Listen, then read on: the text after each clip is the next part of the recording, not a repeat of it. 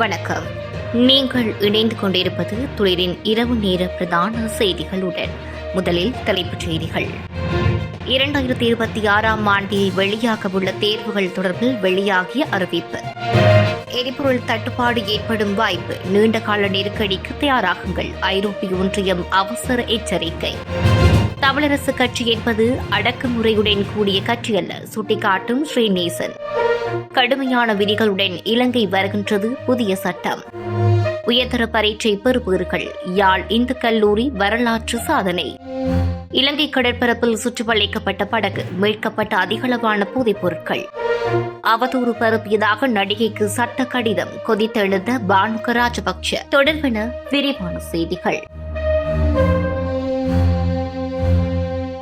2026 ஆண்டுக்கான புலமை பரிசில் உயர்தரம் மற்றும் சாதாரணதர தேர்வுகள் திட்டமிட்ட திகதிகளில் வெளியேறும் என்று தேர்வுகள் ஆணையாளர் நாயகம் AKS இந்திகா குமார் லியனகே தெரிவித்துள்ளார். நேற்று வெளியிடப்பட்டுள்ள உயர்தர தேர்வுகள் முடிவுகள் தொடர்பான ஊடகங்களுக்கு கருத்து தெரிவிக்கும் போதே அவர் இதனை குறிப்பிட்டுள்ளார்.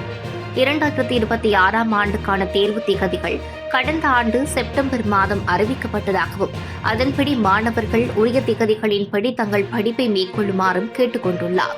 மேலும் சில காரணங்களினால் தேர்வு திகதிகளில் மாற்றம் ஏற்பட்டதால் கடந்த காலங்களில் மாணவர்கள் பெரும் சிரமங்களை சந்தித்து வருவதாகவும், எனவே இந்த ஆண்டு அறிவிக்கப்பட்ட திகதிகளில் தேர்வுகள் நடைபெறும் என்று எதிர்பார்க்கப்படுவதாகவும் அவர் உறுதியளித்துள்ளார். 2025 ஆண்டுக்கான சாதாரணதர தேர்வின் செயல்முறை தேர்வுகள் ஏப்ரல் 22 முதல் 30 வரை நடைபெறும் என்று அதன் முதற்கட்ட மதிப்பீடு நிறைவடைந்துள்ளதாகவும், இரண்டாம் கட்ட மதிப்பீடு இன்று தொடக்கம் ஆரம்பிக்கப்படும் என்றும் அவர் குறிப்பிட்டுள்ளார். ஈரான் போர் காரணமாக உலகளாவிய எரிசக்தி சந்தையில் ஏற்பட்டுள்ள பாதிப்புகள் நீண்ட காலத்துக்கு நீடிக்கக்கூடும் என்பதால் அதற்கு தயாராக இருக்குமாறு ஐரோப்பிய நாடுகளை ஐரோப்பிய ஒன்றியம் எச்சரிக்கை விடுத்துள்ளது. அமெரிக்கா, இஸ்ரேல் மற்றும் ஈரான் இடையிலான போர் தொடங்கியதில் இருந்து ஐரோப்பாவில் எரிபொருள் விலை 70% மேலாக உயர்வடைந்துள்ளது. இந்த சூழலில் ஐரோப்பிய ஒன்றிய எரிசக்தி ஆணையாளர் டான் ஜார்கென்சன் அமெரிக்க அமைச்சர்களுக்கு எழுதியுள்ள கடிதத்தில் எரிசக்தி விநியோக தடையை எதிர்கொள்ள நாடுகள் முன்கூட்டியே திட்டமிட வேண்டும் என்று வலியுறுத்தியுள்ளார்.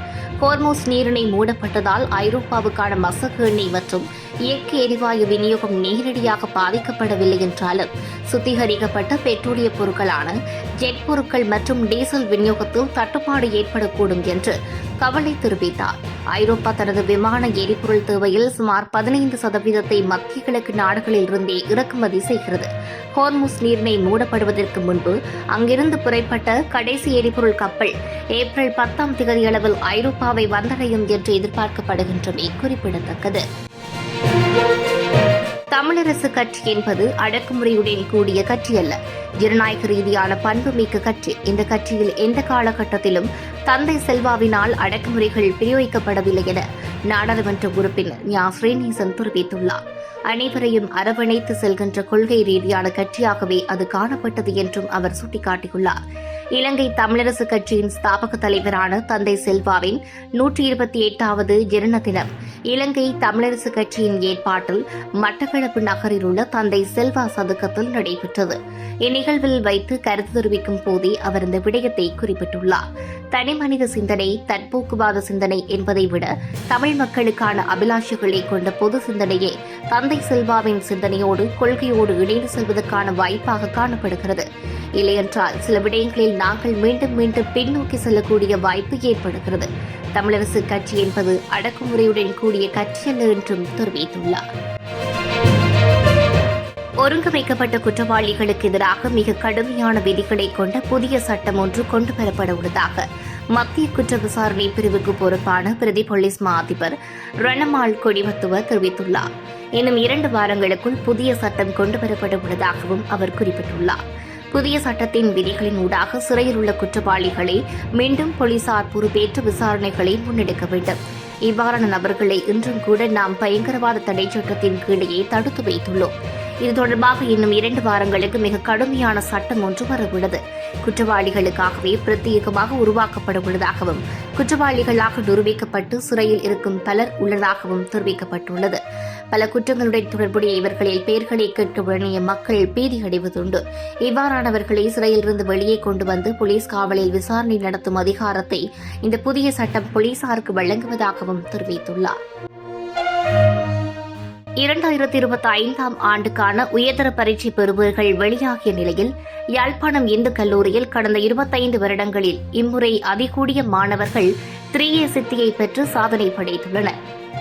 2025 ஆண்டுக்கான உயர்தர பரீட்சையில் யாழ் இந்து கல்லூரியின் 64 மாணவர்கள் 3A சித்திகளையும் 31 மாணவர்கள் 2A சித்திகளையும் 21 மாணவர்கள் A2B சித்திகளையும் பெற்றுள்ளனர். இவர்களில் உயிரியல் விஞ்ஞான பிரிவை சேர்ந்த 19 மாணவர்களும், பௌதிக விஞ்ஞான பிரிவை சேர்ந்த 42 மாணவர்களும், கலைப்பிரிவை சேர்ந்த 2 மாணவர்களும், வணிக பிரிவைச் சேர்ந்த 1 மாணவர் என மொத்தம் 64 பேர் 3A சித்திகளை பெற்றுள்ளனர். குறித்த பரீட்சைக்கு யாழ்ப்பாணம் இந்து கல்லூரியில் இருந்து 445 மாணவர்கள் விண்ணப்பித்ததுடன் 418 மாணவர்கள் தோற்றியிருந்த நிலையில் 342 மாணவர்கள் பல்கலைக்கழக அனுமதிக்கு தகுதி பெற்றுள்ள நிலையில் பரீட்சை சித்தி வீதம் 81.82 வீதமாக பதிவாகியுள்ளது குறிப்பிடத்தக்கது.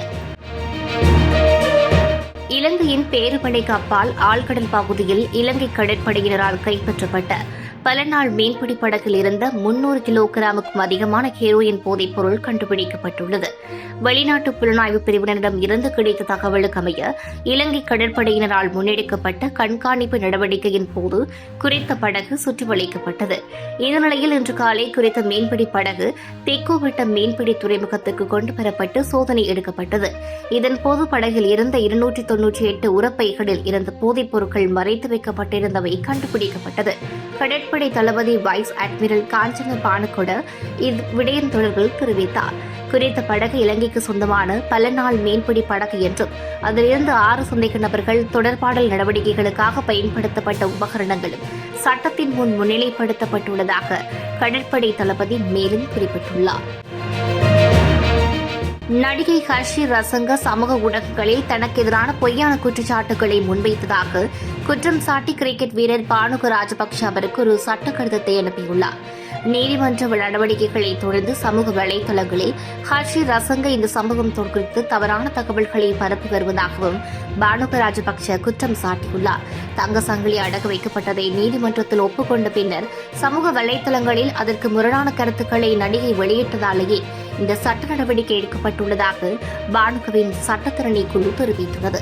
சுமார் 9 லட்சம் ரூபாவுக்கும் அதிக பெறுமதியுடைய தனது தங்க சங்கிலியை ஹர்ஷி ரசங்க தனது அனுமதியின்றி பெற்று அடகு வைத்துள்ளதாக பானுக ராஜபக்ஷ முறைப்பாடு செய்திருந்தார். காவல்துறையினரால் கைது செய்யப்பட்ட நடிகை ஹர்ஷி ரசங்க கடுவல நீதவான் நீதிமன்றத்தில் முன்னிலைப்படுத்தப்பட்ட பின்னர் தலா 5 லட்சம் ரூபாய் பெறுமதியான 2 சரீரப்பணிகளில் செல்ல அனுமதிக்கப்பட்டார். குறித்த தங்கச்சங்கிலி அடகு வைக்கப்பட்டுள்ளதாகவும் அதனை மீட்க திரும்ப ஒப்படைக்க நடவடிக்கை எடுக்கப்படும் என்றும் நீதிமன்றத்தில் பிரதிவாதி தரப்பு தெரிவித்திருந்தமை குறிப்பிடத்தக்கது.